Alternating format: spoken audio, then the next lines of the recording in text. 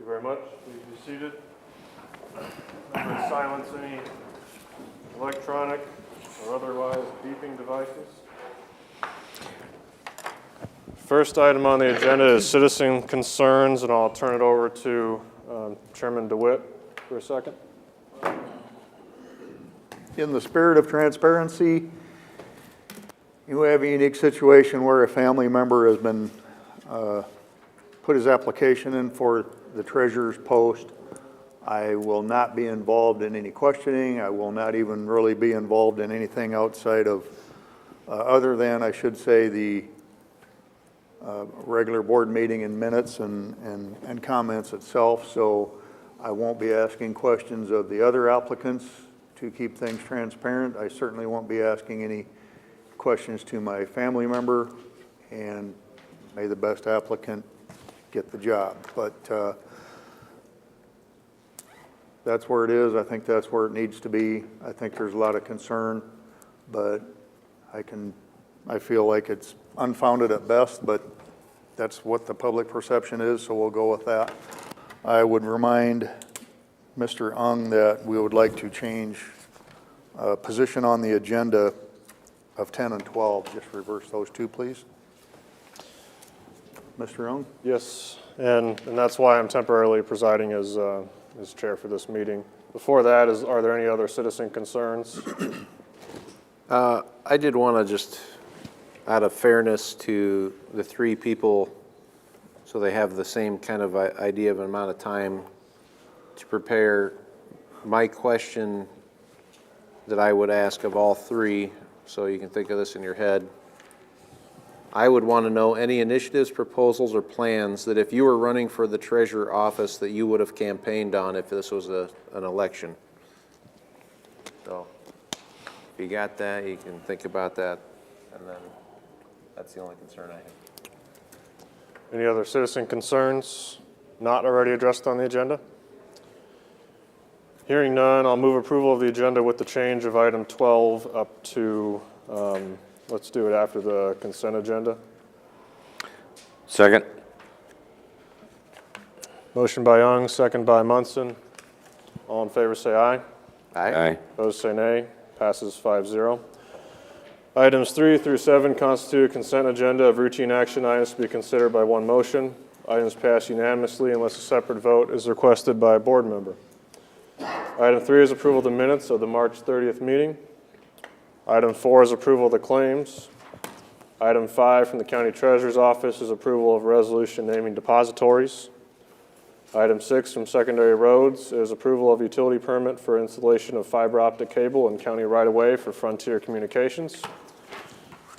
Item 7 from the County Auditor's Office includes A, receive the appointment of Nathan A. Bauer to fill the vacancy for City Council in the City of Mobile. And B, receive the appointment of Ted Bromender to fill the vacancy for Soil and Water Conservation Commissioner. Any questions on the consent agenda? I'll move approval. Second. Motion by DeWitt, second by Radig. All those in favor say aye. Aye. Opposed say nay. Passes 5-0. We're now on to what was formerly item 12 from Secondary Roads. County Engineer Mark Nera includes A, for action, receive bids for gravel excavation and return them to the County Engineer for review and recommendation.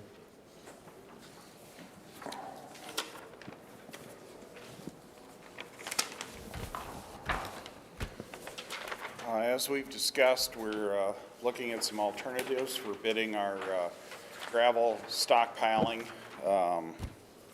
We're looking at the railroad pit for trying something new with this. We're looking at hiring an excavator to come in, and under the supervision of engineering staff, that excavator would then dredge, mine, remove the raw material that we process into gravel, put a sufficient stockpile up to allow for a certain amount of waste, and then hire somebody to come in and process that material, crush it, screen it, sort it into the proper size ranges, and allow them to be more productive with that job. In other words, we're separating the mining from the processing and seeing if we can't save ourselves a little bit.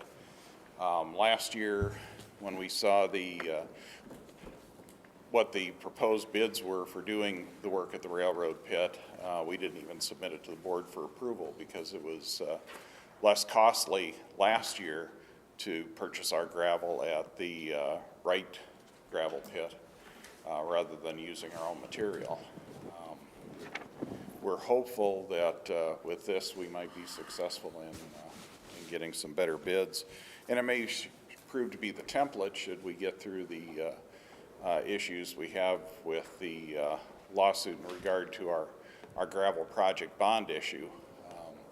We would look at this as being patterned for that later project. So with that preamble, we'll start opening bids. I don't suppose Michelle brought a letter opener, did you? Oh, thank you. Good job, Karen. First one is from Holly Brown.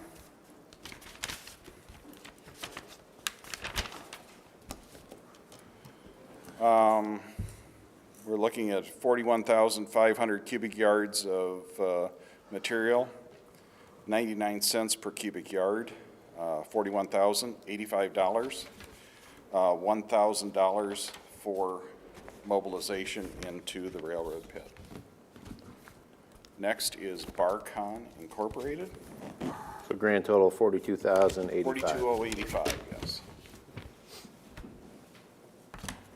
What did you say the name was? Barcon? Barcon, B-A-R-C-O-N. All one word, capitalized the C. They proposed $1.65 per cubic yard for a total of $68,475, $68,475. Mobilization, $5,500. Total price, $73,975, $73,975. Next is Neewoner Construction.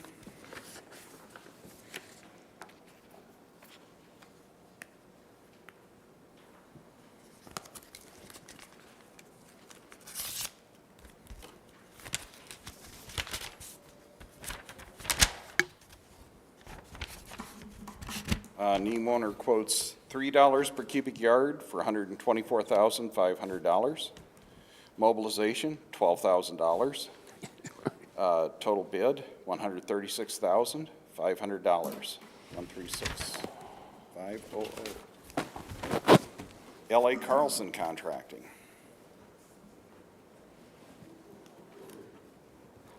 But it's got a real stubby end on it there, Dennis.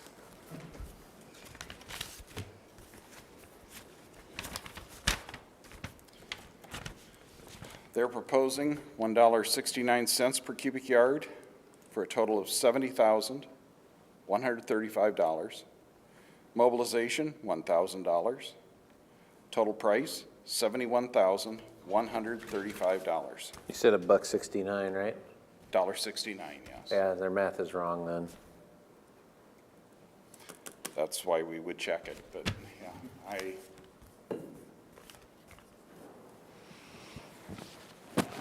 I'm reading, making sure they're signed, so I wasn't running the math in my head.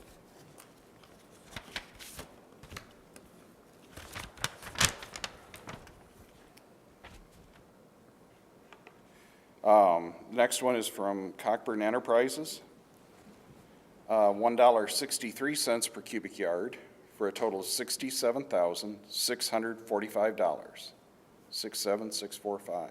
Mobilization, $500. Total bid price, $68,145. I guess my math was wrong. I did it in my head, so. Calculator was right. Well, 9 cents.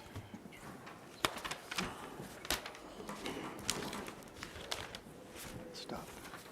And the final one is from Lieber Construction. $1.88 per thousand, or per cubic yard for $78,020. $188 and $78,020. Mobilization, $4,600 $498.82, 4698.82. Total bid, $82,718.82. I think without hesitation, I can, first we have to receive bids. I'll move to receive. Motion by DeWitt, second by Wright. Hearing no discussion. All in favor say aye. Aye. Opposed say nay. Passes 5-0. Item B is to award the bid. I'll move to award to Holly Brown. Thank you. Second the motion by Radig.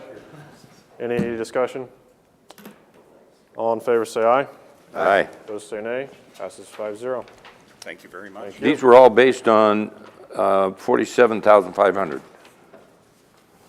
41,000. 41,000. Yards, yes. Yes. And that should translate into what, about 60,000? 60 to 61,000 tons of material. And then, processed with a certain amount of waste, we get to about what we want to have stockpiled there every 2 years. Yep. Thank you. Thank you. They just really enjoy riding in the escalator, or excavator, excuse me. We are now at our 4:40 PM set time, which is item 9. A is for action. This is opening of bids for the county farm cash lease. Dennis? Butler? Okay, we did receive 4 bids from various individuals here. So the first one was from Kyle and Kelsey. Help me, Rocky. Sneckloff? Schneckloff. Sneckloff. I can read it from here. Thank you. Yeah. This one is $325 per acre, 66,137.50. The next one will be Bruce Willems.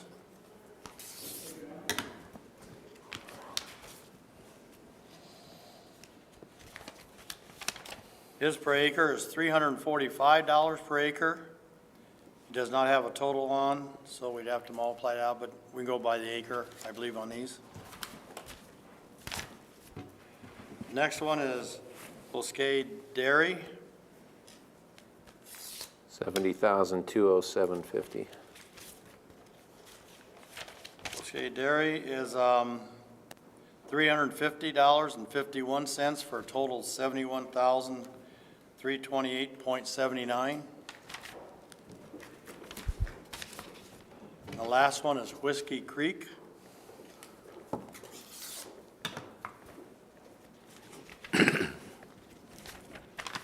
They are at $346 per acre, $70,411. Thought it was trending up there. The last one was going to be the highest. Yeah. Might be too, the way it's going. So I think the high bid is Bosque Dairy. Is that the old Hunt Dairy? The what? The old Hunt Dairy? No, they're actually farmers from Nebraska. Rick Bosque, that group there. Do we need to We need to Receive the receive. Yeah, I'll move to receive. Second. Motion by Raddick, second by Munson to receive.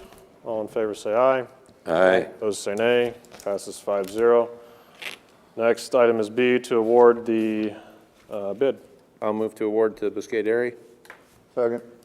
Motion by Raddick, second by Munson, to award for a total price of $71,328.79, correct? Correct. Was that DeWitt on the second? No, DeWitt's on the second, yeah. What's that? It was seconded by DeWitt. Oh, okay. Second by DeWitt. Oh, they All- sounded like it, sure. This is important to get this, Pat. This is why you're here, That's right. Keith. Had to be wrong on math. Any other discussion? All right, all those in favor say aye. Aye. Opposed say nay. Passes 5-0. Joshua in the county attorney's office will be writing up the lease. The way it'll read probably, and he can add to it, is May 1st is when sign upon the lease, we'll have half the total year paid when they sign it, and also the second payment will be December 1st. Okay. Does that work? That work? Okay. And then you want to notify them when it's ready? Or we can give them a call whenever it's ready? Yeah, make sure we have his contact info. Yes, he has telephone numbers, everything, All right. address. Yep. We'll give you a call. Okay, Thank you. Thank you. now there, you'll contact the Woodbury County FSA office, turn paperwork over to them there too. We can do whatever we need to do. Normally, it's the renter that contacts and then they confirm with us. Well, the landowner, which is you guys, will have to write an authorization to go over there and access those rights. We'll do what we need to do. Okay. Very good. Thank you. Thank you. We will now move back to recess the Board of Supervisors meeting and convene the Wolf Creek Drainage District Trustee meeting. Always a barn burner. Item 8 is approval of the minutes of the March 30th meeting. Any corrections, additions? I'll move them. Second. All right. Motion by Raddick, second by Munson. Hearing no discussion. All in favor say aye. Aye. Opposed say nay. Passes 5-0. We're now adjourn the Wolf Creek Drainage District Trustee meeting and continue the Board of Supervisors meeting. Thank you all. Next on the agenda is item 10. These are interviews for the county treasurer. We have the 3 applicants before us today to be interviewed by the board. This is for information only. Following this, the board will discuss information only again, the selection process, and hopefully come to a consensus on the logistics of how in the next week or so we might come to a decision. There's obviously a need to keep this as balanced as we can, which is a challenge with 5 of us on the board and 3 applicants here, and a lot of interest, a lot of different questions. I anticipate the questions will be different for everyone as we want to get down to the details, and hopefully nothing is cut short in the grand scheme. So with that, we do have the applications in our backup board packets. We reviewed those, and first I'd like to invite Tina Bertrand up. Please give an opening statement, and then we'll proceed with questions from the board.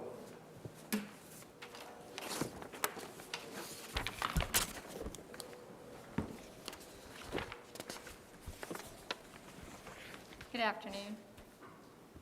Mr. Chairman, members of the board, I want to thank you for the opportunity to speak this afternoon as a potential appointee for Woodbury County Treasurer.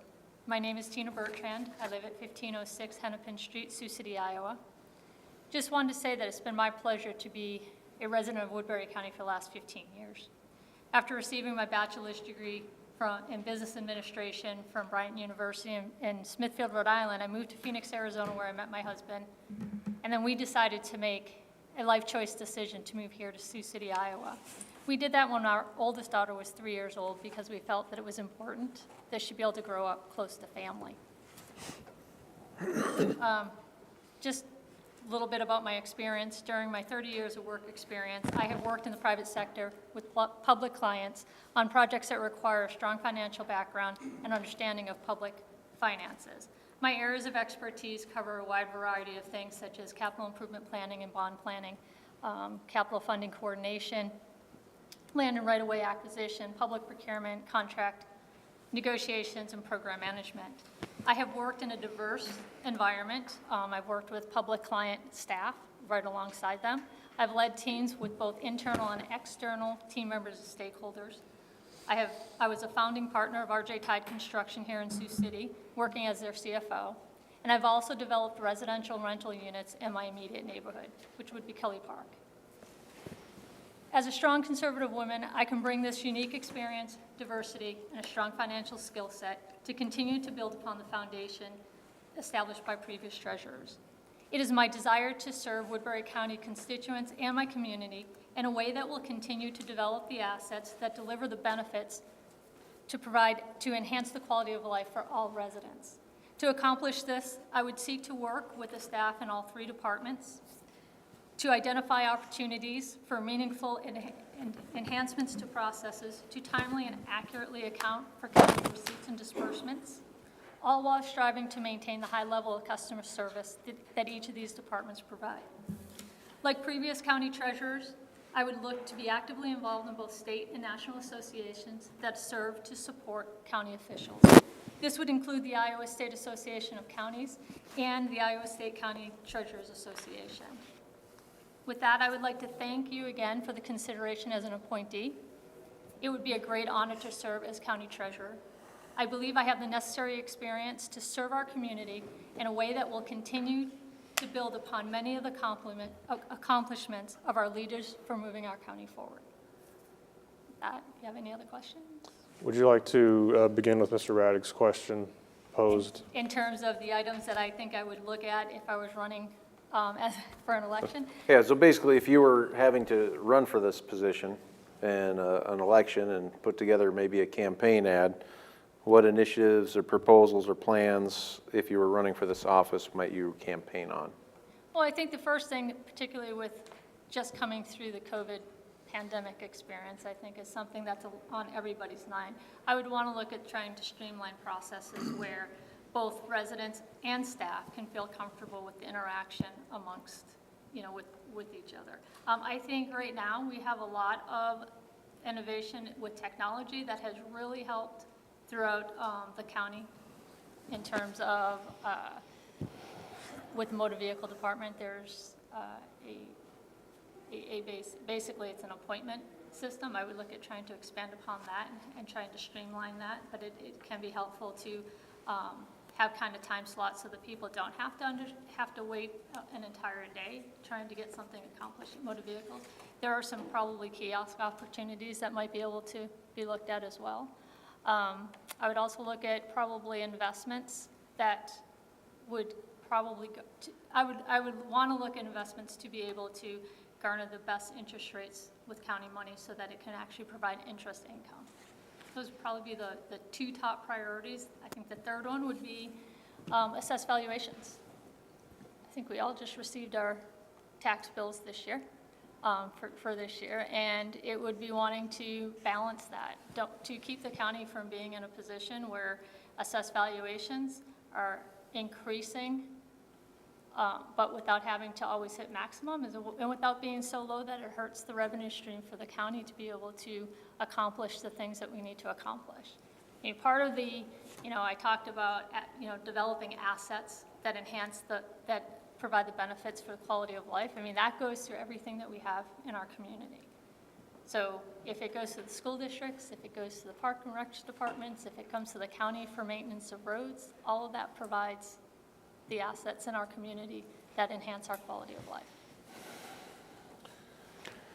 How large a staff have you managed? Excuse me? How large of a staff have you managed? It depends on on which employer I worked for, but I've managed up to 25 people. Your application, at least as we see it, doesn't have references. Did you send those to the board office? No, they were on. They were on there? Steve Cloud was one of them, I know that. I didn't get them. Okay. Yes, well, I did provide 2 references. Okay. I don't Steve see Cloud them was one of them. in the packet here, but we'll get those. Sorry if you already covered it. What is PMI, Project Management Institute? Project Management Institute is an association. I think the best way I could probably explain it would be like the AIA for architects. PMI is for project managers. So for certified project managers, you would join that group to be, it's just an organization that keeps you abreast of the different project management styles.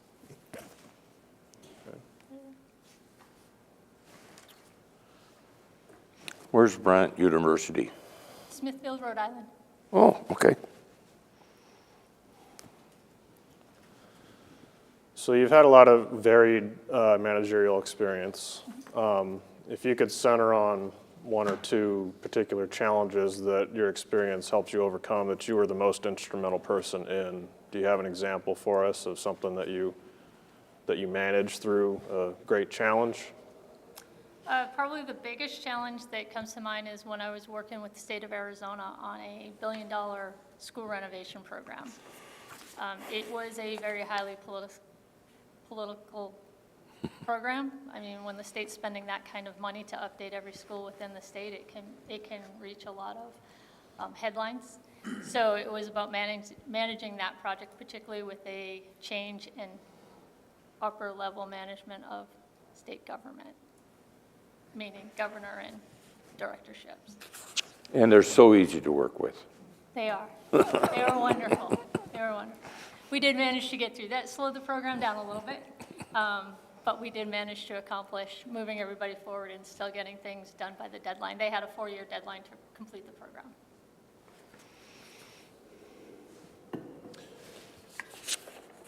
Aside from fundraising, for your relative in the area, have you been involved with local politics in any way, or have any thoughts on any political issues that the county's been through, the treasurer's office has been through, that you would again quote or cite in something like a campaign? For a campaign as a treasurer, or just my political opinions? Either one. Well, I think I would have to say that recently, some of the amendment gun control issues would be a concern for me. I think I would share Chairman DeWitt's position about the backgrounds and having kind of I myself have my concealed carry permit. So I am a strong supporter of the Second Amendment rights. I'm also a strong supporter of freedom of speech rights. So, I mean, if I had to pick political positions, those would be my 2 strongest ones. I don't know how they tie very well with the county treasurer position, though. Well, it would, in as much as there's a security discussion for the building and the space that the county's had before, probably will have again. Well, and I think security is always an issue for a lot of communities. I mean, even working with school districts, which I've done a fair amount of work with, one of the things that we always, when we're looking at facilities, is we're identifying security controlled access to any space. I mean, and there's always concerns about having a false sense of security, where you can have people come through, but does it actually make it completely secure? Can you speak specifically to one way in which your work experience has prepared you for this role? One thing specifically that your experience has prepared you for this role? One thing specifically, I think it would be bond planning that I participated in. When it comes to planning bonds for, a bond initiative for if it's a town or a county or a school district, we have to work very closely with the basically the bond finance companies to be able to prepare and take a look at assessed values and tax rates so that we can identify what kind of money might be available. Time management question. If you were to become county treasurer, how would that affect your current jobs or obligations? Would you take a step back from anything else? Right now, I'm actually just finishing up one project, actually finishing up 2 projects, and in the very beginning stages of another, but I can transition relatively easily and quickly. I mean, my boss is extremely understanding. Of course, I am doing work out of Arizona, which also puts me on a different time period. So they're 2 hours behind us. There's many a days where my work day happens after 5 o'clock in the evening. Would you be able to devote full-time hours to this position? Yes, I could do full-time hours.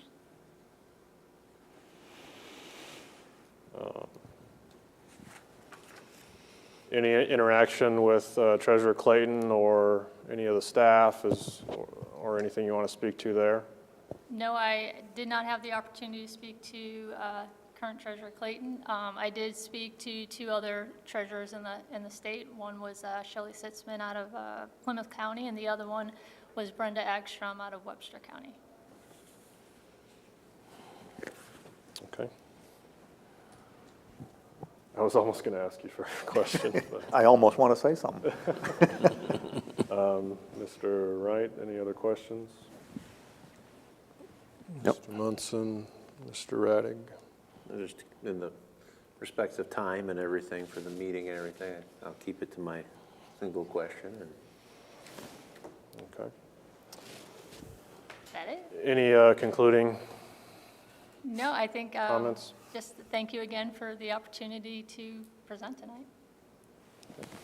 And you don't mind if any of us have any follow-up questions contacting you over the next week or so? No. Okay. next 2 days, hopefully. Right. Okay, thank you. All right, well, thank you. Just so everyone's aware, I have that approximately 13 minutes in case we're tracking with time. Next, we have Mike Headed. Please introduce yourself, opening statement, and then answer Mr. Radig's question if you would, and then we'll proceed from there. My name's Mike Headed. I reside at 304 C Street, Sergeant Bluff, Iowa. Been there, well, in Woodbury County for 54 years. I would greatly appreciate the chance to do this job. I'm not looking to change the world. I just want to make it I don't want to say a place that everybody will like to visit, not have bad vibes when they leave. I've been doing business in and out of there for many years, and I think everything can always use a little help here and there. As far as Radig's question, I wouldn't look at coming in and changing the world right off the bat. I don't think that's what people are looking for. You need to come in and observe, learn as much as you can in a given time, and then, of course, communicate with your employees and try to figure out what they would like to see happen. Because everybody's got to work together. It's got to be a team. So I would be willing to do anything that I have to do in that position. I don't know if I'd be, again, not trying to change the world right off the bat. I'd just be there for everybody, the best I can do for it. I put my heart into everything I do. I definitely, I go all out. That's what I want. I just want to see it be a good place to visit. And again, not trying to change anything that you can't come in and just change everything right off the bat. So that's kind of, I guess, my answer to your question. Sure thing. So you did campaign once Yep. For this position. I don't remember to change the world being on your banner, so that's fair enough. But obviously you had some opinions on what should be done. And Yep. so I guess my question would be, from then to now, if you were campaigning again, those specific positions you had, have they changed? Have they evolved? Is there anything you'd center on? No, I know deep down what I like to see in the future. But we're talking a year and a half here that Mr. Clayton's already took and run with. And for me to come in and just try to change everything right now, it's not feasible. I think I need to come in and learn what's going on and see, and then talk to your people. I mean, you got to communicate with the rest of your team. You just can't come in and just change everything, if you understand what I'm trying to say here. I'm not the best public speaker here, but I'm trying to, hopefully I make my point. I got to talk to the people. I would not want to come in and think I know everything and try to change everything. My motto, my deal during my run was get Woodbury County headed in the right direction, and that's what I want to do. I want to get headed in the right direction. Now, you've spoken to, obviously a lot of county employees just by virtue of being employed by Woodbury County in the past. Sure. What has that taught you? How has that developed your opinion of the treasurer's office, the direction they should go? What's the right direction based on? I think communication, I think needs to be more communication. get everybody that's in the department working together, not against one another. That's what I'm after. I'm after what's best for the tax-paying citizens of Woodbury County. You know, I'm here for them. That's why I just didn't think about this job, like you say, the last 4 months since resignation was put in by Mr. Clayton. I've been thinking about this ever since the day I started running for it, the day I lost it, and so on. So I've been thinking about this for a long time. So. Could you speak to your current employer, that position, how that would be affected by this job? I already have. I've already talked to him. I have a good job, good paying job, but I told him what I want to do. And my employer is very, very good with it. You talked about team and the importance of team and communication. Can you talk about a couple of more specific action steps you take? How do you build a team? If you're in charge, what do you do to build a team? I want to first get and talk with everybody that's there. I want to be able to get everybody's input, not just one person. So I want to get everybody's input, and then go from there and work on getting everything into one big circle, and make it to where everything works the best you can. I mean, you can't change everything. I mean, they got to take the good with the bad. So yeah, I'd have to take in everybody's information and go from there. I wouldn't, and then of course talk to there's more than one person that's in that office managing. You'd have to get together with them too, and also talk to them and do what's best. Not looking, like I say, not looking to change the world. Just to make it a better place. Not that it's a bad place. I'm not saying that. I'm just saying I want to make it even a better place and make it. I've been going in and out of that motor vehicle department for many years, and it's sometimes it can be pretty hectic. I just I would try to find something that would help it all out. That's what I'd be there for. And I would be there at most definitely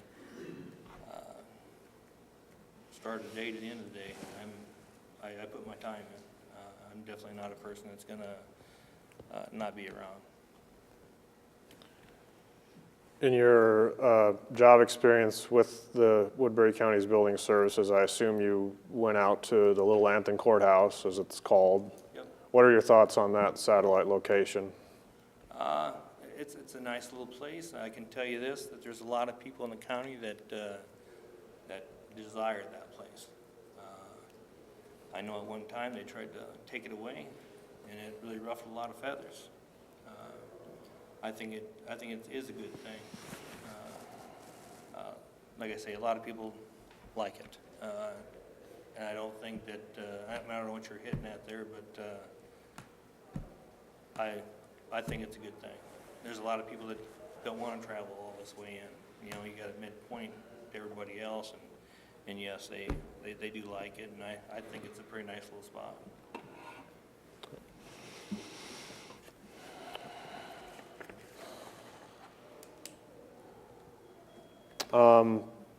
Speak to what you see as political issues in the treasurer's office, what may be non-political, since I'm sure you've thought about that running as an independent before and really,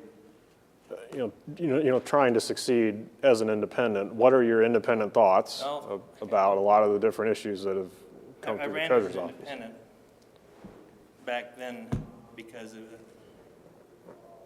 trying to run against Mr. Clayton, that's been in the position for so long and trying to fight the party there. I felt that the independent was my best way to go. I'm not independent. I've actually changed back to Republican, is where I've always been. But as far as the politicalness inside that office, I don't per se see it being it's a little different than your guys' political jobs. Mike's job is I think is way different.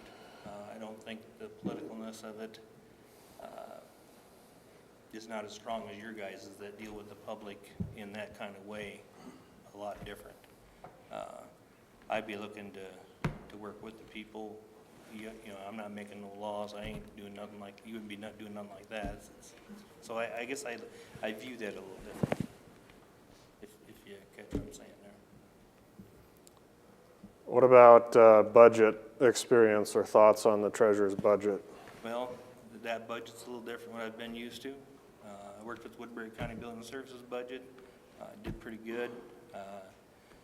You know, when I first came into Woodbury County Building Services, a lot of places, how do I say it, didn't even, I can remember WCICC, they'd hire their work out. They didn't come to the building services. I came in, I worked here for 3 months, got promoted, and I made a heck of a change in there. And by the time I left, I mean, they were asking us to do everything. We picked up more jobs. We took on mowing of Woodbury County spots to save the county more money. We've done a lot of things that Woodbury County Building Services never did before. And I do believe that I made a heck of a difference. I mean, I know there's not much of you that probably know that, except maybe Munson and Pat over there that's seen the changes when I was here. I know I made a difference.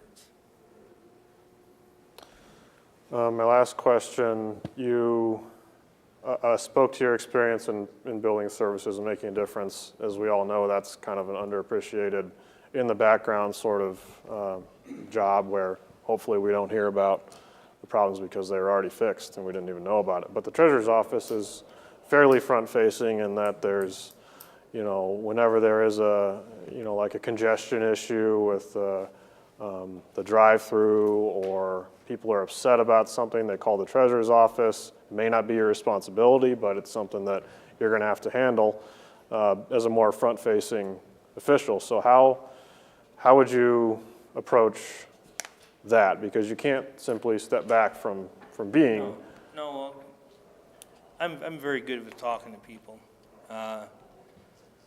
If you got somebody that's upset, first you just got to get them calmed down. You got to make them feel like you're definitely hearing them. You just got to get them toned down, and you just come to an agreement. I have no problem with people. I get along with all sorts of people, mad, not mad. I mean, I've dealt with it all. I work in the public sector for quite a long time. I deal with all kinds. I've heard it, seen it, most of it. Okay. Mr. Radig, any questions? Mr. Munson? Nope. Mr. Wright? Any last thoughts, things we didn't cover? No, I just appreciate the time bringing me in here. Let me speak. I'm not the best speaker. I'm sure I probably missed a million things I should be saying, but it's definitely a class I'd have to take. Well, we just want to know who you are, and Yes. so that's, you did fine. We good? Thank you for your time. Thank you. All right. Next, we have number 3 is Colby DeWitt with a space between the D and the wit. You got it. Please introduce yourself and then answer Mr. Radig's question. First of all, about that space. So I spend so much time fighting people about the K in my first name that I don't have the time to fight them about the space in my last name. So I just gave that up a long time ago. So I'm Colby DeWitt of 1329 Martha Street, and thank you for considering me for the position for Woodbury County Treasurer, along with Mrs. Bertrand and Mr. Headed. I never thought I'd be standing here being interviewed for a position like this or any other, even a couple months ago, as I absolutely love the job I'm doing now.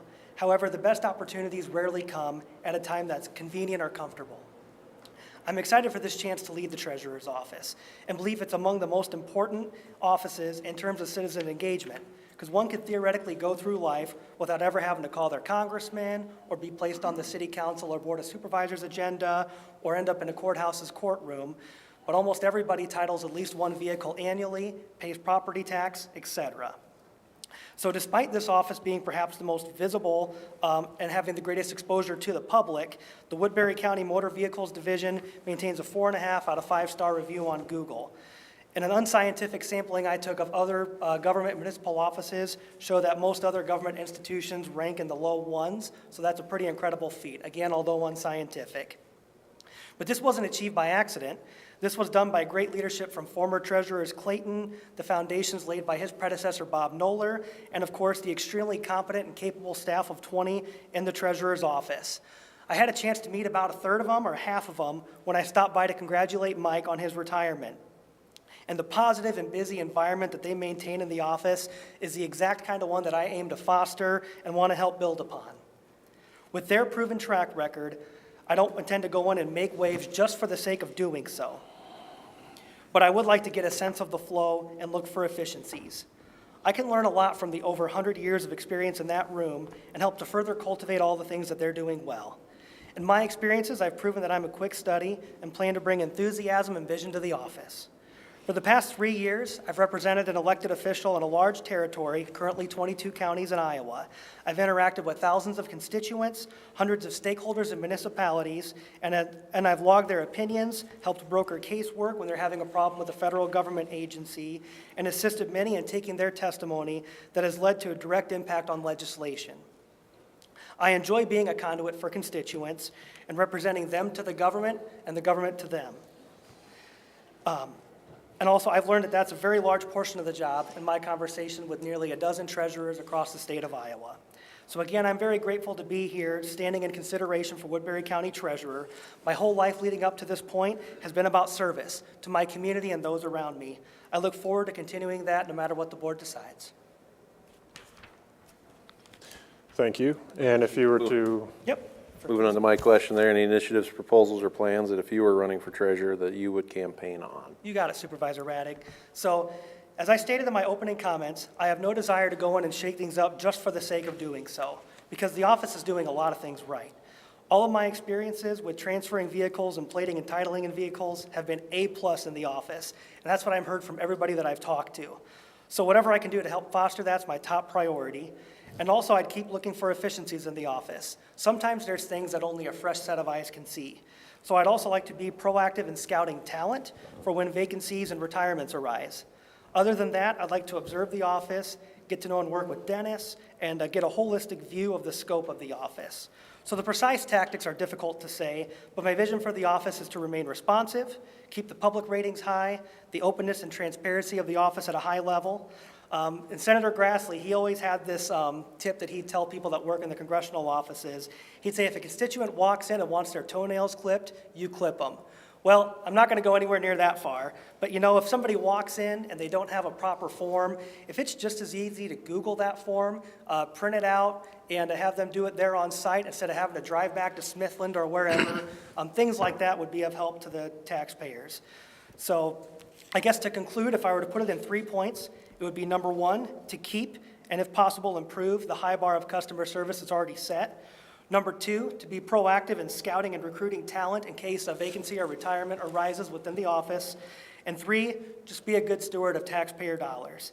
So 2 ways, as you all know as supervisors, to lower taxes are to cut expenses and grow. So what the treasurer's office can control is cutting the expenses. So keep looking continually at the budget, see where we can cut corners and make more efficiency, and that would be my platform. What's your degree in? Right, good question. So Architecture? it's not, so good question. So I'm a product of Western Iowa Tech Community College, where I received an associate's degree in 2010. So I understand that one would think that a good county treasurer would be somebody with a finance degree, and that's true, but I've spoken with nearly a dozen county treasurers, and they all agree that that isn't necessarily the case because county government functions in an entirely different form than that of private business or other entities. And also, most of the schools out there don't teach municipal accounting unless you get to a master's level, for example, because again, it's just an entirely different system. So what I possess, I believe, is difficult to teach. And I'm used to representing people to government and government to people. I'm used to being an advocate for citizens who want their concerns to be heard and acted on. And I'm used to hearing them out and breaking down the barriers to government and helping make it more responsive to people. So, but I will dovetail off the question that you asked about my architecture experience. So that actually stems from I was appointed by Governors Branstad and subsequently Governor Reynolds to 3 terms on the Architectural Examining Board. So what I did there was every board that regulates an industry has at least 2 public members, basically to just help, because the rest of the board comprises of people within an industry. So we're there just to make sure that they aren't just doing regulation in their own profession's interest. Yeah, so when I was on that board, it's a field that I knew nothing about, but within a few short years, I really dug in, rolled up my sleeves in the work, and I was actually delivering a continuing education credit to the national architects. I'm at their national meeting in Detroit about regulating in the public interest and taking actions that would benefit taxpayers as opposed to their own industry. So that's something I take seriously. Go ahead. What's your leadership style? How do you treat people? Got it. That's a great question. Well, people are the most valuable asset. So again, you just treat people like you'd want your mother treated. You know, if she were to walk into the office and were to be dealing with, you know, getting a vehicle titling, you just treat them like you'd want your mother to be treated. So, and again, a lot of times, you know, especially around property tax time, I hear there's a lot of people that come in and maybe are a little angry at the assessments and things, but more often than not, people just need to be heard. So there's some things that, you know, just to be fair, have to be done by the office, and you need to be firm in that. But again, just treat people as if they're your own family, let them be heard, and deal with them that way. Keep morale high too. So as far as leadership style for a staff, again, I believe morale is one of the most important things. So I know that I have a lot of political experience on the resume, but what I ask you when you're reviewing my application, just kind of remove the partisan part of that, because a lot of what I did was with the tactics. So a lot of my work was with fostering volunteers, you know, at some point several hundred at any given point in time. And volunteers across several counties is a very difficult work. So again, just keeping morale high, be responsive to them just as you'd want them to be responsive to you. That'd be my leadership style. You gave a perfect segue in the comment about treating them like they're your own family member. Nice. Let's address that. Very good. So it is a reality that you were recommended for this position by Treasurer Clayton. Correct. Obviously, your uncle sits on the board. It was in a year that he is the chairman. You are and would still be his nephew. So just address that. You know, I know there's budget things that go on. You know, let's say you come in and you have a budget need and it gets voted down by your uncle, and you know, just all the different things that could, you know, the optics of it as well as the practicality, whether you think it plays a role, how it would play a role, and just, you know, I know a lot of people are having that in their minds, so Yep. I'd like to give you a chance to address that. Absolutely. I'm grateful you did. So this one is interesting to me because Rocky and I's political pasts have been extremely distinct from each other. So when I was working in federal and state campaign politics for about 4 years before his bid for supervisor, and of course I was supporting him. I voted for him at that convention, but otherwise I was publicly neutral, much like he's being here. So even the DeWitt family is not monolithic. We at times disagree with things, but we've got one goal: the people come first. I know that that's going to sound hokey to some, but it's the honest to goodness truth. When Rocky calls and we talk through political issues, which is really less frequently than you all might think, we usually solve the issues with one simple paradigm: what's the best thing for constituents and taxpayers? So the next question is, like Matthew said, how would I interact with the board with a relative on it? So truly, aside from this appointment process, the treasurer's office doesn't have a huge amount of interaction with the Board of Supervisors. Of course, I would need to approach you with any office budget increase requests, like if I'd need another staff person, and also, of course, more frequent discussions during budget time. But even then, Rocky and I's conversation, if we were to have one, would revolve on the same thing like it has for the past several years. What's the best thing for the constituents and the taxpayers? And when you put them first, the rest usually settles itself. Thank you. As you said, in all of your job experience, a lot of it has been to be a conduit of information from government to government, from people to people. In those cases, you've often been, you know, representing another person, so your good service, your good works would reflect highly upon, you know, your employer, who you're representing, or, you know, in politics, who you're representing there. This would be a position where you're essentially beginning to represent yourself. Right. So how do you see that balance of, that kind of paradigm shift as far as coming into, your own, so if you were to have this position, your own direction would be reflected in the staff and in the decisions. Can you speak to that? That's a great question. So that's kind of what I realized that I think I might be craving, because when Treasurer Clayton first approached me about this, I dismissed him the first several times, about last him out of the restaurant. But then the more I thought about it and researched the position, it kind of seems like a dream I didn't realize I had. And I am interested. I feel like I'm at that point now where I'd like a bit more of my own agency, just to be able to be out there, as a leader in my own right. And that's kind of something that I'm beginning to crave. So, and also I have been able to do that a little bit on the party side. I was elected to be state central committeeman by about an 80% margin, or by 80% of the vote at the district convention a couple years ago, and I was able to operate in that manner. But again, that kind of seems like something at this stage in life I'd look forward to. And your availability to do so as far as the time management question and your current positions would allow So I would that? conclude my current position. Yes, so I would have to do that, and I would devote full time to the treasurer's office.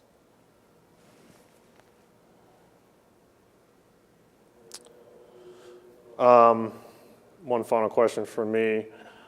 Kind of along the lines of the, Little Anthony Courthouse, the rural concerns and the urban concerns, you would be situated here in Sioux City just like all of us are as supervisors, and there's different needs and requests that come, by those that, prefer to go Google something and those that prefer to have more, conversation over the phone.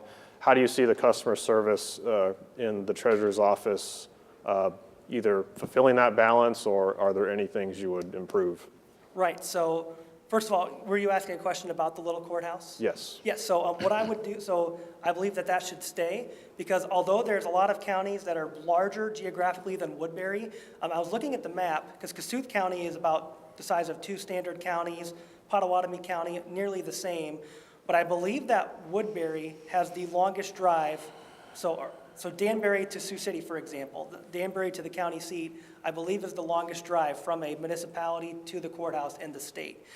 So I believe that that's important for the people of Anthon, Climbing Hill, Danbury, to keep that open, and it appears like it's solvent. So, and again, despite, like many or all of you on the board, the desire to lower taxes and cut costs, there is just a baseline cost of doing business, and I believe that courthouse meets that. And now to address the second prong of your question about different efficiencies such as online and different ways of conducting business. With all of the struggles that COVID presented, I believe that is one of the opportunities as well. So a lot of the the county treasurers' websites across the state, they did get more robust. There's a lot more services offered online, and I believe that it'd just be a matter of getting that out there. Maybe when we send out property tax statements or other things, we can include a small index card size thing about that and different ways and mechanisms to pay. Because again, if the online fee, I think that there's like a 25-cent bank draft fee if you're to pay online, which you can't fire up your car, and get to the courthouse for that price from anywhere in Sioux City, let alone when you start factoring in time. So again, with all the struggles that COVID presented, there's a lot of opportunities, and that's a big one. So maybe that would just be a matter of getting it out there more and helping expound upon that. So the concern has been raised that you were given a bit of a leg up because of Treasurer Clayton's, very public recommendation. Can you speak to your relationship with Mr. Clayton? Sure. Give some insight to people that are paying attention. How do you know Mr. Clayton? And kind of share with us how you know him and where that relationship has been, what has brought you to this point in your relationship with him over here. Good question. So that's another one that this sounds kind of funny, but I kind of scratched my head for the longest time about what he saw in me too. So I have known Treasurer Clayton since I believe 2012. We first met when I entered political campaigns, and just became genuine friends. And he asked me for lunch. I think it was on a snowy day about a year ago. And looking back, that's probably the first time he hinted at the treasurer's office to me, or just came running for something in general. And to be honest, I kind of just in one year out the other, because I just wasn't ready for that time in life. But then he kept approaching me about it, kind of culminating around Thanksgiving or the turn of December. where we met for lunch, and he finally asked me point blank, like, hey, Colby, would you consider succeeding me? So I had no knowledge at that point that it would result in him resigning midterm, but that was kind of the genesis of it. Then at that time, I realized he was serious, so I started looking into it. I researched the job. I had conversations with about a dozen treasurers across the state, and I realized that, wow, I believe that I would be able to do good with a job like this.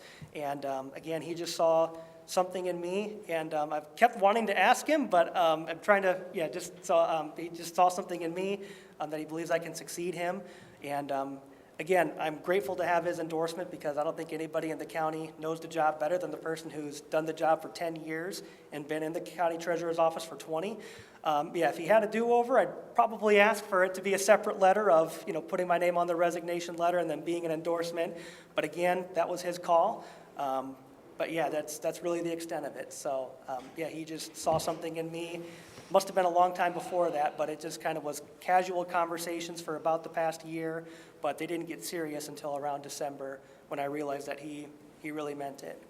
Because what's also interesting, if I can just add one more thing, again, you'd think that the traditional person for this job would be somebody who's a CPA and also interested in running for office. But what's interesting is, because that's another thing I did, was when he approached me with it, I tried to help him recruit. Like, okay, let's go find this person. It can't be that hard to find.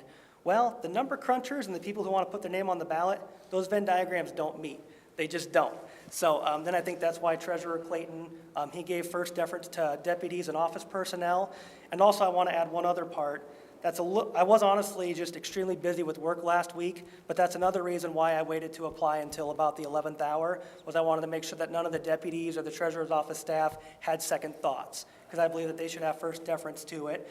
But like Treasurer Clayton told me, he's already approached them and they weren't interested, so that's why I applied.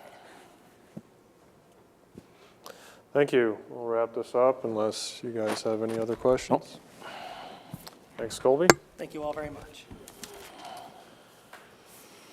For the good of the public, of course, these three were the three that submitted applications. No one that submitted an application was denied an opportunity to interview. This is simply the process the board came up with and cast as wide a net as possible. That said, does anyone have any knowledge of anyone else that is desiring at this hour to pursue this office? We hear none. With that, Raising your hand there? Oh, okay. He moved a little bit. he moved. Well, that's news. All right. Well, thank you to the three of you for coming in. We'll move on now to. Are you free from the treasurer's office? Would any of you care to Well, can I speak maybe against that? As we're the ones that are supposed to make the decision. Maybe they could email us, and I don't know. I mean, I hate this, have it appear as like, I don't know. You guys, it's your guys' call, but I'm not trying to silence you guys, but I would feel like it's people endorsing potentially. It could be an unfair. Okay. Thank you. And of course, I would assume any one of us that got questions beforehand have asked them in our capacity as board members. So, item B is discussion of the selection process. This is going to be a little bit interesting because, correct me if I'm wrong, Mr. DeWitt, but you'll be abstaining from any vote on this position? On any applicant for that matter, and I would like the board's affirmation that I have not talked to any of you individually on this topic whatsoever. That is correct. Not me. None. I have not tried to encourage or discourage anybody that applied and that I can think of, and I can't be more public or open than that. I don't believe I've tried to interfere or encourage or discourage anybody. Believe me, I had 2 or 3 questions for all the applicants that I would have loved to ask, but I think this is a unique, hopefully once in a lifetime, nobody else has to endure this the rest of anybody's career, that this is a difficult spot to be in, so. But again, if anybody wants to challenge me on me asking or seeking favoritism, speak now, please. I would like to just say that I think it has been unfair to you just because you are related to somebody that, you know, you have done absolutely nothing wrong here.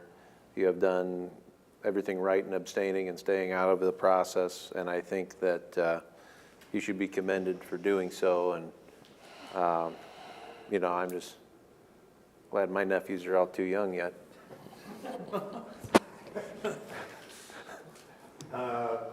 Mr. Clinton and I did have a discussion on this, and we're in disagreement on how it went down, but regardless, it's been a challenge for me. I'm not good at pulling back. And I was going to say that, yeah, you are usually pretty good about sharing your opinion on things, so, you know, you've done a good job. So, and I did, in another respect, want to thank Michael Clayton for his years of service. You know, as treasurer, it's not, you know, something that everybody wants to jump at and do, and I think he has done a good job. He has dedicated, you know, devotion to his staff, to the citizens of Woodbury County. And I want to mention that I don't think anybody knew the county parade schedule quite like Mike Clayton did. So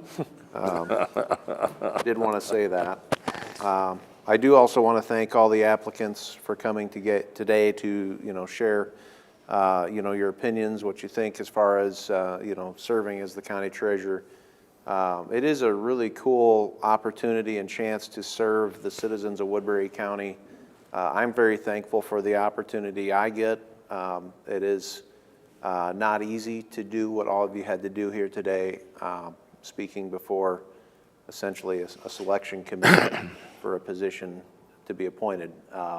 Ultimately, we do get to decide that. I know Mike Clayton did put his you know, recommendation in a letter, but it's not his job to decide who gets this position. In Iowa code, it's the Board of Supervisors.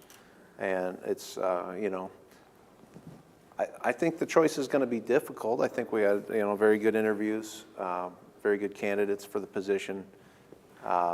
And I'm sure that we'll get plenty of phone calls and emails over the next 2 days before this is on the agenda for Thursday, excuse me.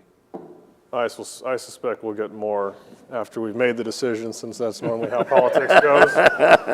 You ask for input, you don't get it until you make a decision.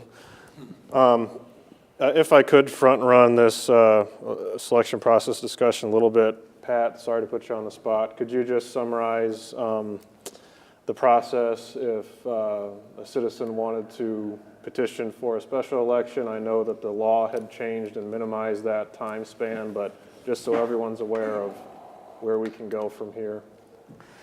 As soon as the appointment is made, it triggers a 14-day period that signatures would, 4,570 signatures would have to be gathered in that 14-day period and filed with my office. Okay. At this point, are you aware of any substantial drive for that, or? No. No? Okay. And you would know if there was? That's correct. I believe so. I believe so.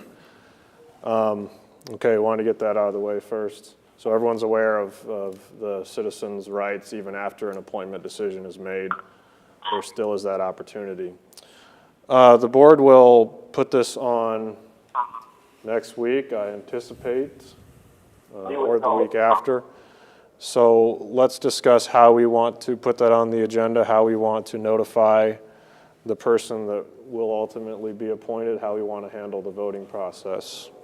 I'll just open it up, and if Joshua has had any more time to percolate on it, then you can pipe up too. Well, as we discussed before, that we would get our, you know, vote a preference to our staff, whether it be Heather or Karen. I know neither is in today. So we do have a unique possibility now that we could have a 2-2 tie of some kind. So I guess that brings up the potential for inviting two people and pulling a name out of a hat possibly. I don't know, that's how you would. Mr. Chairperson, could I weigh in on this? You go ahead. Please. I think forwarding selections to a staff member is a bad idea. It's not, it lacks transparency. And you put that staff person in a difficult position by doing that. That person's character could be called into question on that.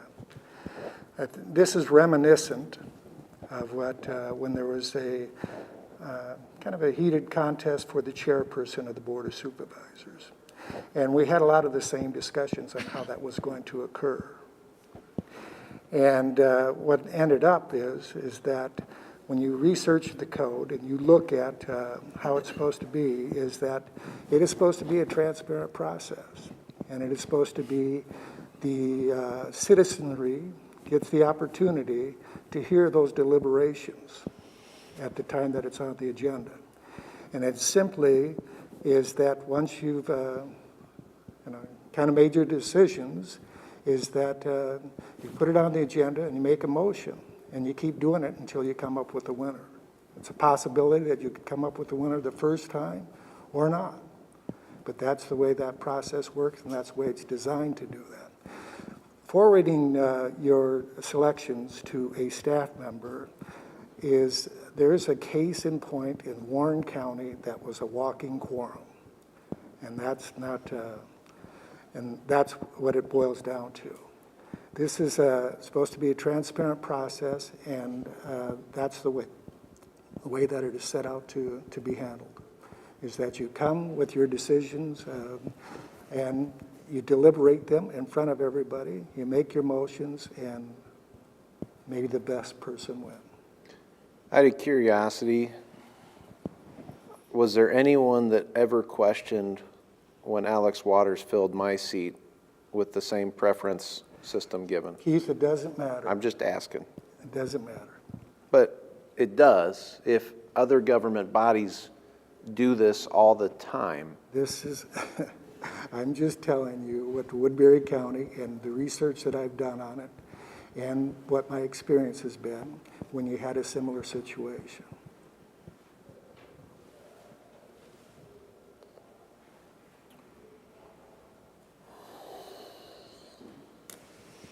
So what are we gonna do? And I'll jump in here too, because, I mean, we discussed this last week, and But it wasn't on the agenda, so that's why I put it on the agenda today. Pat wasn't here, but I share the same concerns that Pat has, and I think that the correct way to do it is to have it on the agenda and have the discussion, the deliberation take place at an open board meeting. The walking quorum issue or challenge would potentially be there with the staff member correcting them or collecting the preferences. That being said, there's not a case, directly on point with the same fact scenario, so, we just kind of have to go on the information that we have out there. That isn't exactly the same fact situation, but I think what we do know from what is out there, the Warren County case, the courts always favor doing something in an open meeting versus not in an open meeting. So for me, when if it's a jump ball on doing something outside of the meeting or in the meeting, I'm always going to recommend that it be done in a meeting. So we have published that the appointment will take place next Tuesday, so it does need to happen, and that person will have to be present at the meeting to take their oath of office. Guess the only other way you do that then is have us all submit who we want on the agenda for nomination. If you have one person's appear 3 times, then Here's you pretty much know. You will appoint at that meeting. There's nothing that means that they have to be sworn in at that meeting. Sure. Once you make your appointment, that person, the chairperson could contact that person and see what arrangements that person could make to be sworn in. That's true. It could happen at any point afterwards. That's correct.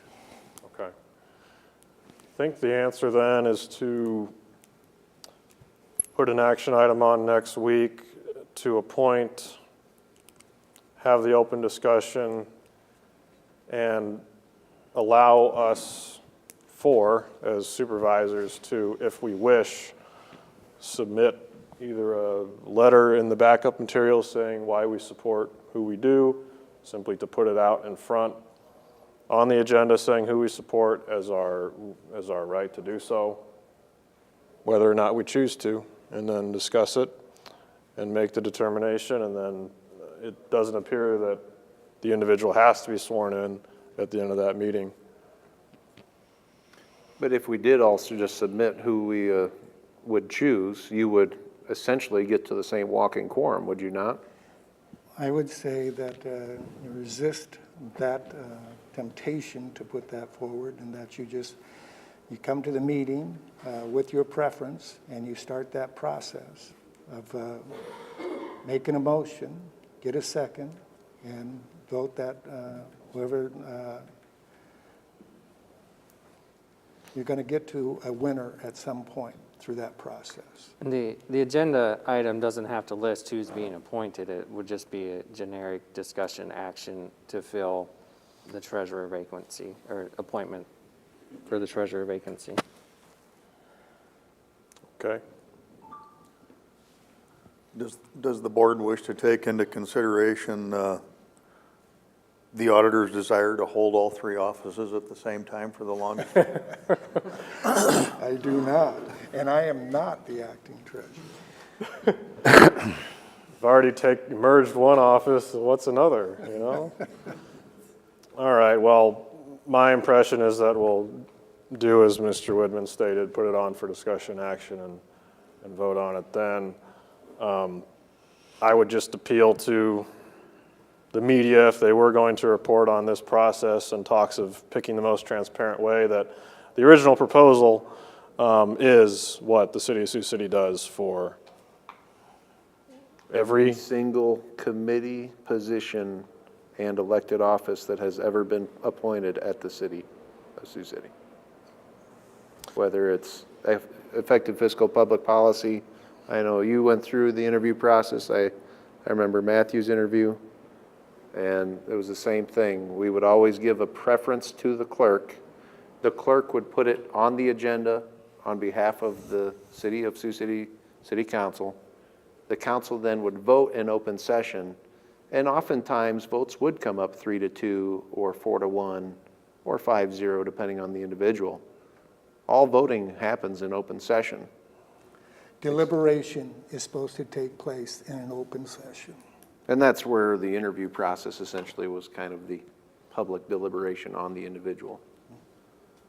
But I brought that up to state that we're trying to follow best practice. The best practice the city follows was the original proposal. We're, as far as I'm concerned, deciding to go with an even more open process. So I just want that clearly communicated to the general public that we're doing our best. On the bright side, it is faster and cheaper than a special election.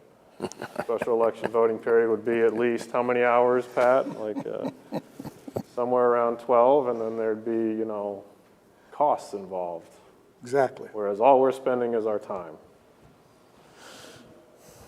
Just trying to find the bright side. Any other discussion on the selection process?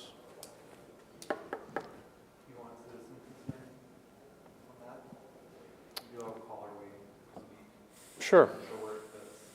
Well, if we don't know where it fits, then it'll go at the end. Is it on this agenda item though, I guess technically? Okay, well, if it's on this agenda item, then who is on the phone, please? William Burroughs, District 1, Woodbury County. Mr. Acting Chairman? Yes, sir.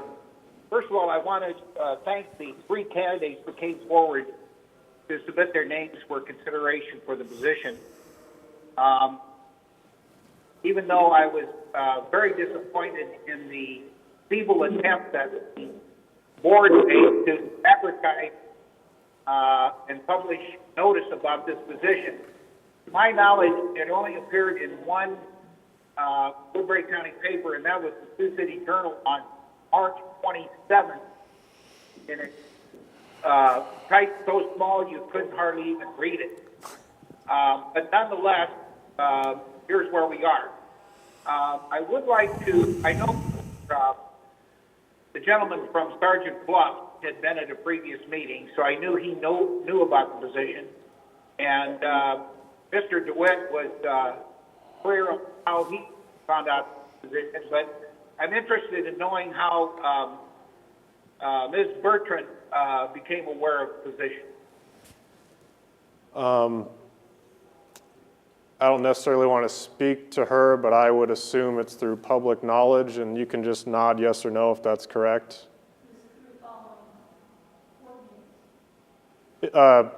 The response, Mr. Burrows, was that it was through following board meetings, as you have. So. Okay.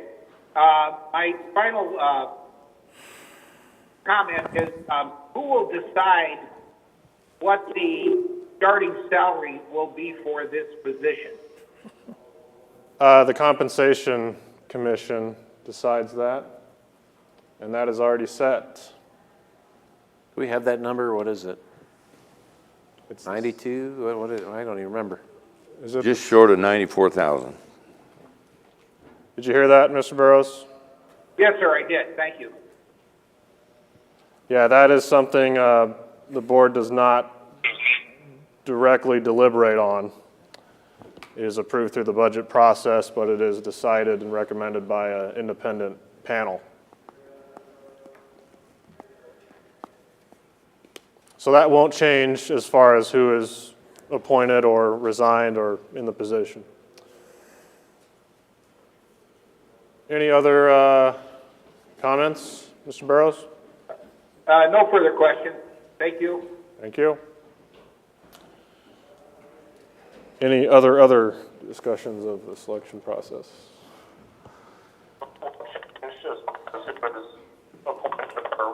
Please mute your phone if you are listening in. We're getting some feedback. Thank you. Moving on to item 11 from the county auditor and human resources. This is approval of the Tyler contract amendment. Michelle Scaff, Deputy Auditor. Melissa Thomas, Human Resources Director. So this is just a request to eliminate one of the parts of the Tyler project. So we're not asking for another part to be added this time. This is a NeoGov interface. We worked with Tyler and NeoGov staff for several hours, and they were unable to produce a file that would import an employee who applies for a job into the software. So we decided that it is not worth the money. So they've offered to refund the $1,500, which is the 3-year amount that's been paid so far. And then we will no longer have the $500 per year for the next 2 years for the subscription. Request to sign the amendment and approve the cancellation of the NeoGov interface portion of the Tyler project. I move that. Second the motion by Munson. Any discussion? All those in favor say aye. Aye. Opposed say nay. Passes 5-0. Thank you. Thank you.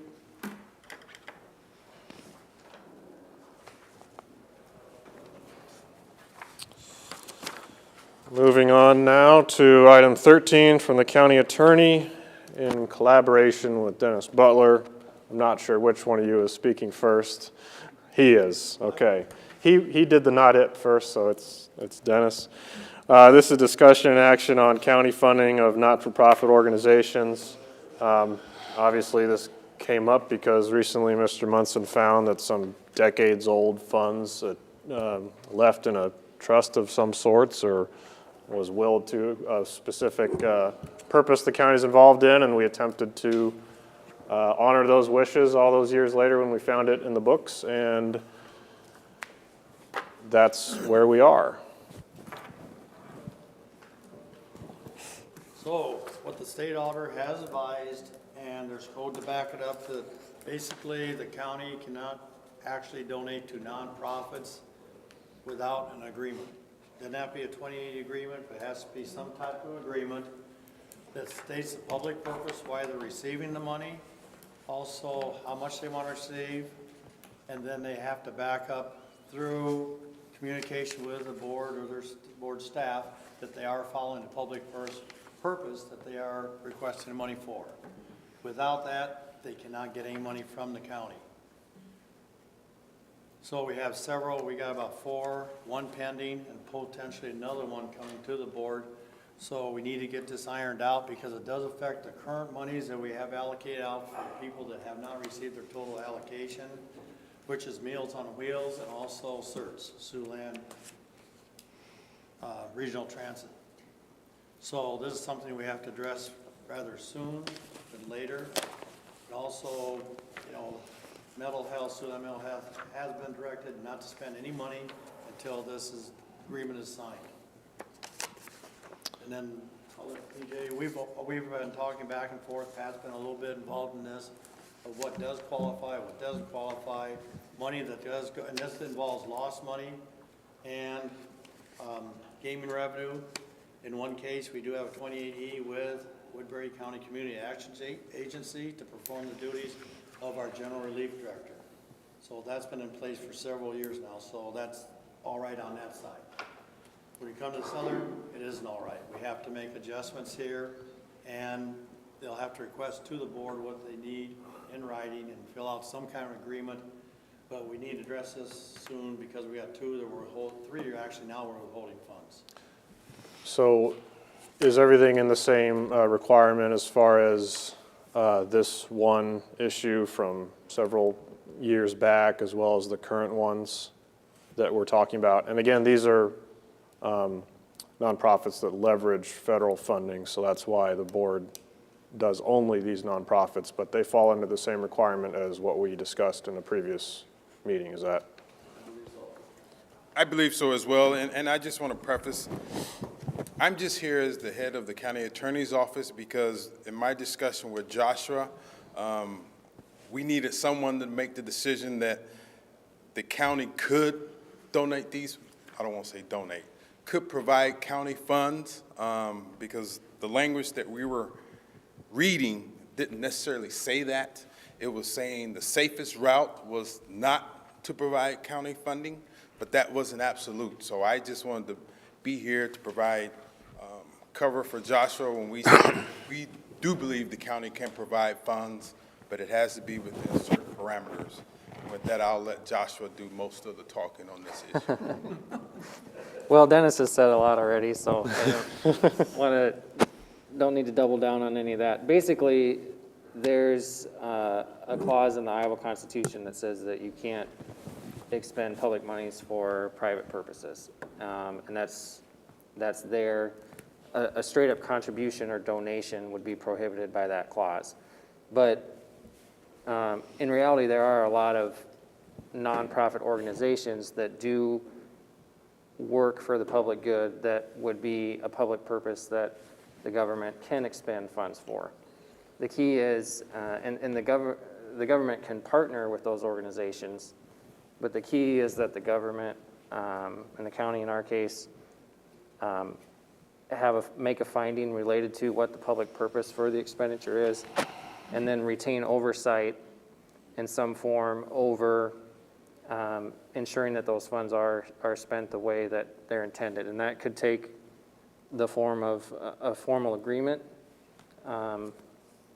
Dennis did mention an instance where we have that, or some sort of an assurances document. And it's something that we looked at back in 2016, 2015 actually, for the fiscal year 2016, where there was an application process that was put in place for some of the gaming revenues. It appears that for subsequent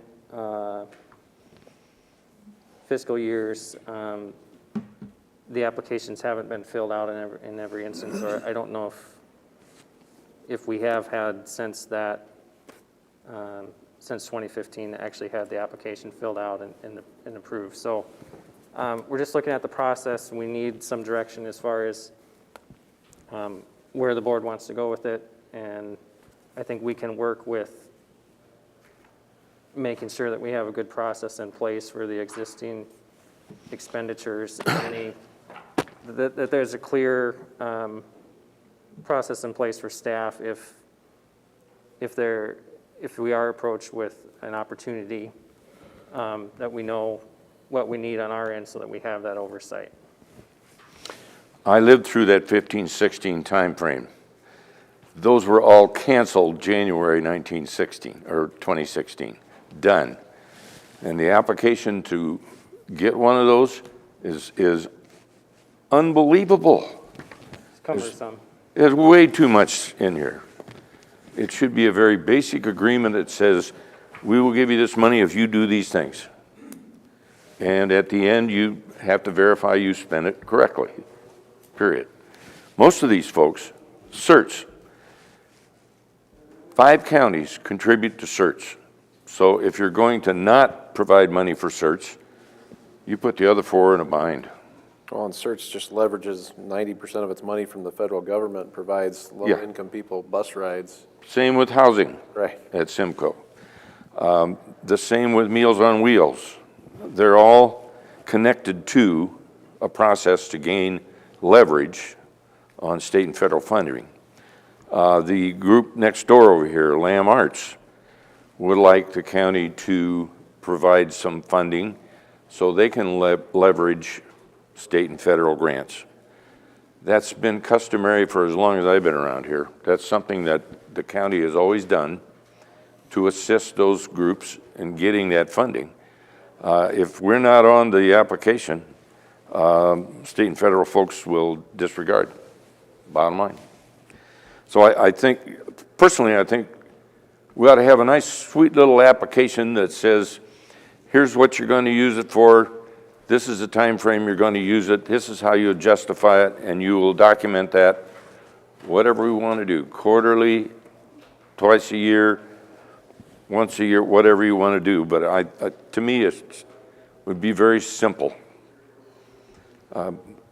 This thing is unbelievable. We're not going to have that thing. At most, it would be a 2-page application. Yeah. And approval. Could I jump in here? Since, again, the only nonprofits the board considers are those that require county funding in order to get matching federal or state monies.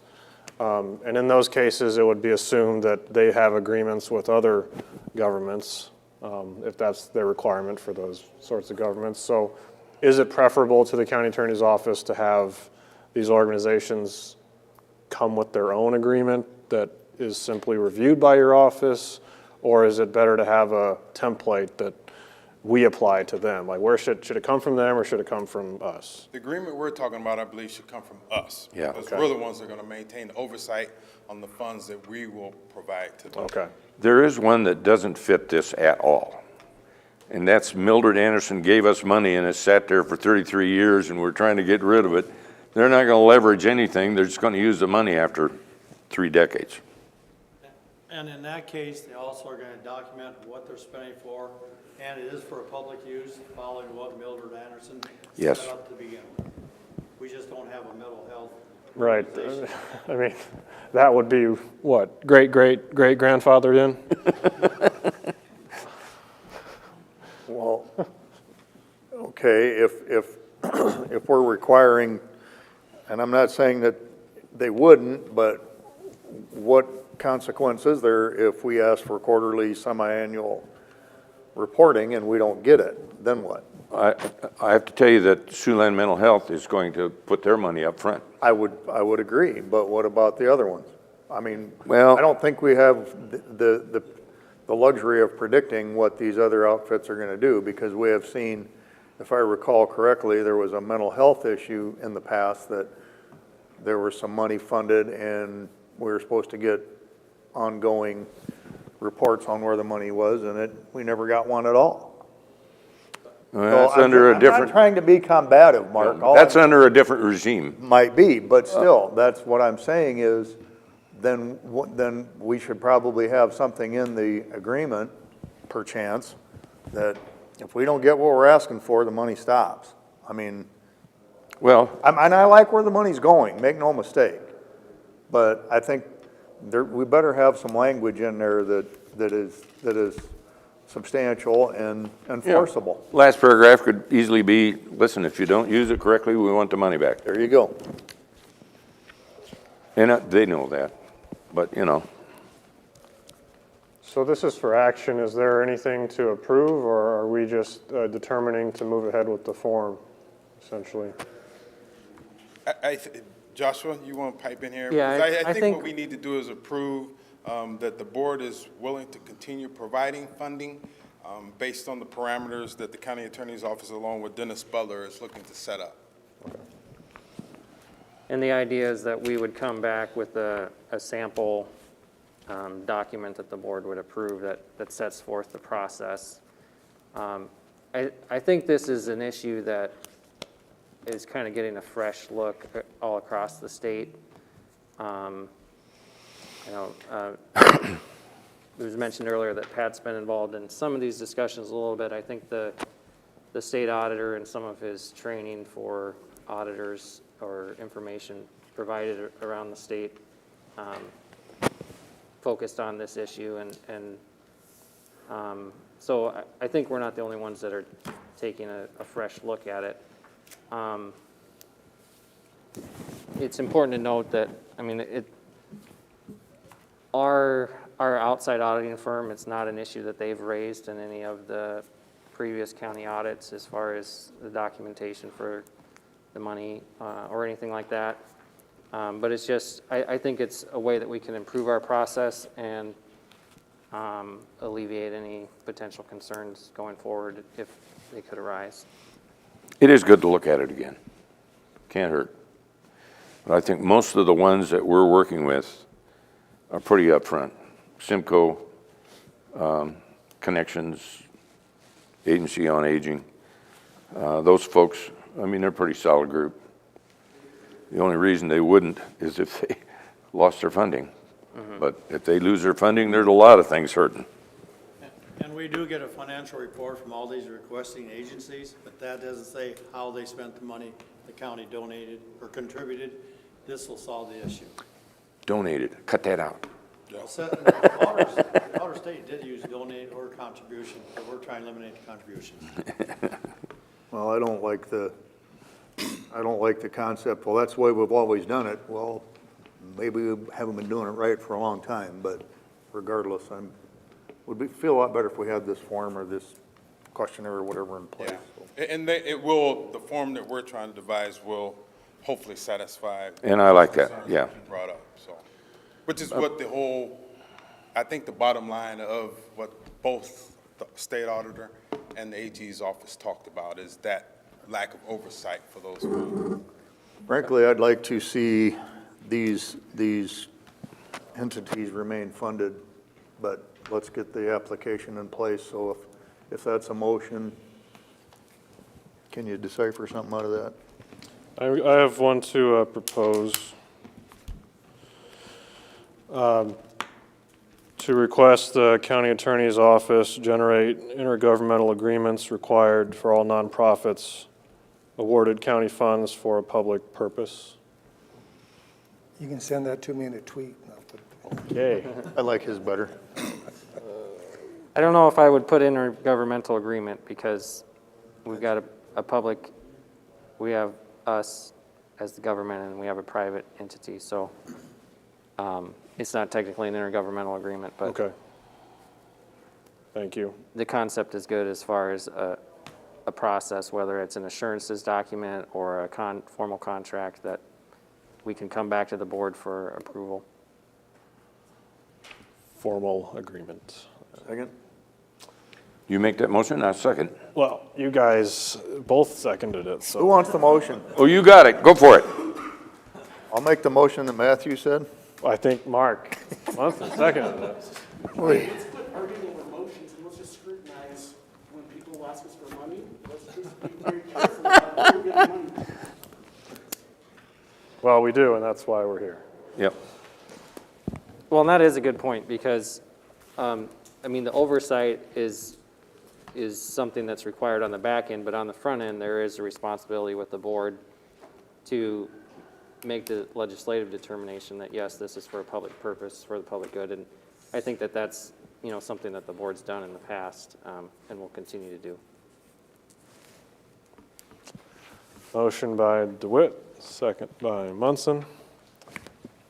To approve the motion, I will send Pat To proceed. to proceed as recommended by the county attorney's office. Any further discussion? All those in favor say aye. Aye. Opposed say nay. Passes 5-0. Item 14 is reports on committee meetings. No? Had a great Easter. Very good. We had a quorum. What's that? We had a quorum at my house. Easter Bunny, Yeah. Pope and Jesus. It's going downhill. I better move on.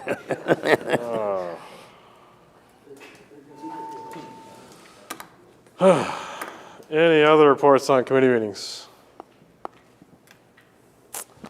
Item 15, any citizen concerns?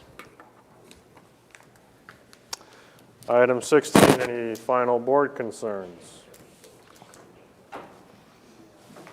Hearing none, we are adjourned. Thank you.